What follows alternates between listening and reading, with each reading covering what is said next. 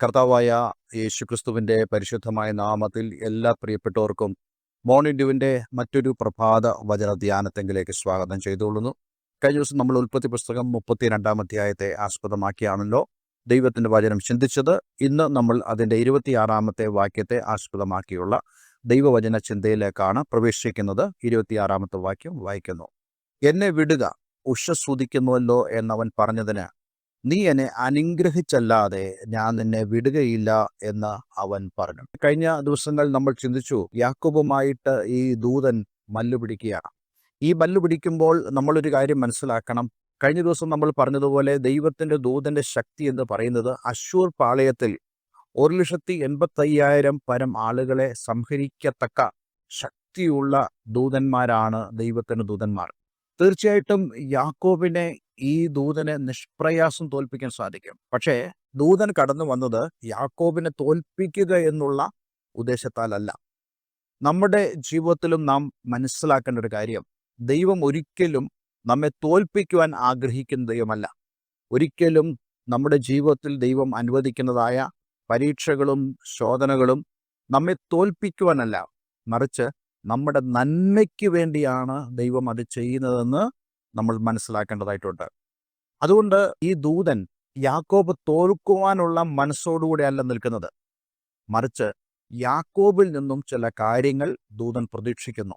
അതുകൊണ്ട് പ്രഭാതമായപ്പോൾ ദൂതൻ പറയുകയാണ്, യാക്കോബെ, നീ എന്നെ വിടുക, ഉഷസ്സുദിക്കുന്നുവല്ലോ എന്നവൻ പറഞ്ഞതിന് നീ എന്നെ അനുഗ്രഹിച്ചല്ലാതെ ഞാൻ നിന്നെ വിടുകയില്ല എന്ന് അവൻ പറഞ്ഞു. നോക്കണേ, ദൂതൻ അങ്ങോട്ട് റിക്വസ്റ്റ് ചെയ്യുക, നീ എന്നെ വിടുക. വാസ്തവത്തിൽ ആ വിടുക എന്ന് പറയുമ്പോഴും ദൈവം ഉദ്ദേശിച്ച ലക്ഷ്യം അവിടെ സാധിച്ചിട്ടില്ല. ദൈവം ഉദ്ദേശിച്ച ലക്ഷ്യം എന്ന് പറയുന്നത് യാക്കോബിൽ നിന്നും അവൻ്റെ സ്വയ ആശ്രിതത്വവും അതേപോലെ തന്നെ സ്വയ ഇച്ഛയും എടുത്തു കളയുക എന്നുള്ളതാണ്. കാരണം യാക്കോബിൻ്റെ സ്വഭാവം പലപ്പോഴും ഇപ്രകാരമുള്ളതായതുകൊണ്ട് ദൈവത്താലുള്ള ആ അനുഗ്രഹം പ്രാപിക്കുവാൻ അവന് സാധിക്കുന്നില്ല. അതേസമയം തന്നെ യാക്കോബിന് അറിയാവുന്ന ഒരു കാര്യം ഉണ്ടായിരുന്നു, ദൈവത്തിൻ്റെ അനുഗ്രഹം ഇതുവരെ തൻ്റെ മേൽ ഉണ്ടായിട്ടില്ല എന്നുള്ളതും. അവൻ തീർച്ചയായിട്ടും ഹാനാനെ വിളിച്ച് ദൈവശബ്ദം കേട്ടു. അവന് ലഭിക്കാൻ പോകുന്ന അനുഗ്രഹത്തെക്കുറിച്ചുള്ള വാഗ്ദത്തങ്ങൾ അവൻ കേട്ടു. പക്ഷേ ഫലത്തിൽ അത് അവൻ്റെ മേൽ വന്നിട്ടില്ല. നമ്മുടെയൊക്കെ ജീവിതത്തിലും ഇതുപോലെയാണ്. നമ്മൾ ധാരാളം വചനം കേൾക്കുന്നുണ്ട്, ദൈവത്തിൻ്റെ വാഗ്ദത്തങ്ങളെക്കുറിച്ച് നമുക്ക് മനസ്സിലാക്കാൻ കഴിയുന്നുണ്ട്. പക്ഷേ നമ്മൾ അനുഗ്രഹിക്കപ്പെടുന്നില്ല. ആ വാഗ്ദത്തം നമ്മുടെ മേൽ നിറവേറ്റപ്പെടുന്നില്ല. അതിൻ്റെ കാരണം നമ്മളിലുള്ള ചില ജഡസ്വഭാവങ്ങൾ, നമ്മളിലുള്ള നമുക്കെതിരെ വ്യാപരിക്കുന്ന, അതേസമയം നമ്മൾ ഇഷ്ടപ്പെടുന്നതും നമ്മൾ അഭിരമിക്കുന്നതും അഭിമാനിക്കുന്നതുമായ ചില സ്വഭാവങ്ങൾ നമ്മളിൽ നിന്ന് മാറിയെങ്കിൽ മാത്രമേ നമുക്ക് വാസ്തവത്തിലുള്ള ആ അനുഗ്രഹം പ്രാപിക്കാൻ കഴിയത്തുള്ളൂ. പല ആളുകളും ചോദിക്കുന്നൊരു ചോദ്യമാണ്, ദൈവം എന്തുകൊണ്ട് എന്നെ അനുഗ്രഹിക്കുന്നില്ല? I know I have many promises. എനിക്കറിയാം, എനിക്ക് അനേക വാഗ്ദത്തങ്ങളുണ്ടെന്നറിയാം. ദൈവത്തിൻ്റെ വചനം ഞാൻ കേൾക്കുന്നു, ദൈവവചനം പറയുന്നത് പോലെ ഞാൻ ആരാധനയ്ക്ക് കടന്നു പോകുന്നു, ഞാൻ ദൈവത്തെ സ്തുതിക്കുന്നു, പള്ളിയിൽ ഞാൻ മുടക്കമില്ലാതെ പോകുന്നു. പക്ഷെ എന്നിട്ടും എന്തേ എനിക്കൊരു അനുഗ്രഹമില്ല? ഇതിൻ്റെ പ്രധാനപ്പെട്ട കാരണം നമ്മളിലുള്ള നമുക്കെതിരായിട്ടുള്ള ശത്രുക്കളെ നമ്മൾ കീഴ്പ്പെടുത്തിയിട്ടില്ല എന്നുള്ള കാര്യമാണ്. അതുകൊണ്ട് ഇന്നെന്നെ കേൾക്കുന്ന പ്രിയമുള്ളവരെ, നമ്മളിൽ തന്നെ നമുക്കെതിരെയുള്ള ശക്തികളുണ്ട്. ഒരിക്കലും നിങ്ങളുടെ അയൽവക്കക്കാരോ, ഒരിക്കലും നിങ്ങളെ പരസ്യമായി എതിർക്കുന്ന നിങ്ങളുടെ മറ്റുള്ള ആളുകളോ അല്ല നിങ്ങളുടെ യഥാർത്ഥ ശത്രുക്കൾ. നിങ്ങളുടെ യഥാർത്ഥ ശത്രുക്കൾ നിങ്ങളുടെ വ്യക്തി ജീവിതത്തിൽ തന്നെ ഉണ്ടെന്നുള്ള ഒരു തിരിച്ചറിവാണ് നമുക്കിവിടെ ആവശ്യം. ഇതേ കാര്യം തന്നെയാണ് ഈ ദൂതൻ ഇവിടെ ഉദ്ദേശിക്കുന്നതും. അതുകൊണ്ട് ദൂതൻ ആ സമയം വരെയും യാക്കോബ് അങ്ങനെയുള്ള ഒരു സമ്മതം പറയാത്തത് കൊണ്ട് ഈ ദൂതൻ പറയുന്നു, എന്നെ വിടൂ, ഞാൻ പോകട്ടെ, ഉഷസ്സായല്ലോ. നമ്മൾ ഒരു കാര്യം മനസ്സിലാക്കണം, ദൈവത്തോട് നമ്മൾ പറയുന്നത് വരെയും ദൈവം നമുക്ക് തൻ്റെ അനുഗ്രഹങ്ങൾ നൽകുകയില്ല. നമ്മൾ തീർച്ചയായിട്ടും ഇവിടെ പറയുന്ന കാര്യം എന്തായിരിക്കാം? യാക്കോബ് എന്തായിരിക്കാം പറയുക? ഒരുപക്ഷെ ദൂതൻ അവനെ വിട്ടു പോയെന്നിരിക്കട്ടെ, യാക്കോബ് എന്താ പറയുന്നത്? എന്തൊരു എക്സ്പീരിയൻസ് ആയിരുന്നു, രാത്രി മുഴുവനും നല്ല ഒരു ആരാധന ഉണ്ടായിരുന്നു, ഞാൻ ദൈവത്തെ കണ്ടു, ദൈവസാന്നിധ്യം അനുഭവിച്ചു. പക്ഷെ എന്താ പ്രയോജനം? ദൈവസാന്നിധ്യം അനുഭവിച്ചിട്ട് വല്ല പ്രയോജനമുണ്ടോ? ഇന്ന് അനേകർ ദൈവസാന്നിധ്യം അനുഭവിക്കുന്നവരാണ്, അതിൽ സന്തോഷിക്കുന്നവരാണ്. പക്ഷേ ജീവിതത്തിൽ അനുഗ്രഹം വരുന്നില്ല, ജീവിതത്തിൽ രൂപാന്തരം വരുന്നില്ല. അതുകൊണ്ട് ഇന്നെന്നെ കേൾക്കുന്ന പ്രിയമുള്ളവരെ, ജീവിതത്തിൽ രൂപാന്തരം വരണമെങ്കിൽ യാക്കോബിനെ പോലെ വീണ്ടും മുറുകെ പിടിക്കണം. ആ ദൈവ സാന്നിധ്യത്തെ മുറുകെ പിടിക്കണം. കേവലം ഒരു അനുഭൂതിക്ക് വേണ്ടിയല്ല നമ്മൾ ജീവിക്കേണ്ടത്. കേവലം ഒരു ആഹ്ലാദത്തിന് വേണ്ടിയല്ല നമ്മൾ ജീവിക്കേണ്ടത്. വാസ്തവത്തിൽ നമ്മൾ അനുഗ്രഹിക്കപ്പെട്ടേ മതിയാവുകയുള്ളൂ. ഇവിടെ ആ ദൂതൻ പോകുവാൻ ഉത്സാഹം കാണിക്കുമ്പോൾ യാക്കോബ് പറയുന്നു, ഇല്ല, ഞാൻ നിന്നെ വിടുകയില്ല, നീ എന്നെ അനുഗ്രഹിച്ചല്ലാതെ വിടുകയില്ല. I need a blessing.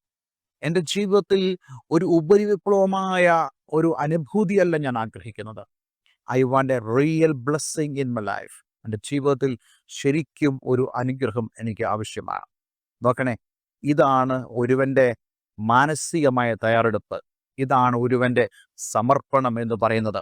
ഇന്ന് ഞാൻ നിങ്ങളോട് ഈ വചനം സംസാരിക്കുമ്പോൾ എനിക്ക് പറയാനുള്ളത്, നിങ്ങളുടെ ജീവിതത്തിൽ ആത്മീയ ജീവിതം കേവലം ഒരു ഉപരിപ്ലവമായി തീരാതെ, ഒരു ആഹ്ലാദത്തിൻ്റെ അനുഭവങ്ങൾ മാത്രമായി കേവലം മാറാതെ, കേവലം ഉല്ലസിക്കുന്ന ഒരു അനുഭവമായി മാത്രം മാറാതെ, വാസ്തവത്തിൽ ദൈവത്താലുള്ള ആ അനുഗ്രഹം പ്രാപിക്കുന്ന ഒരു അനുഭവം ആയിരിക്കണം.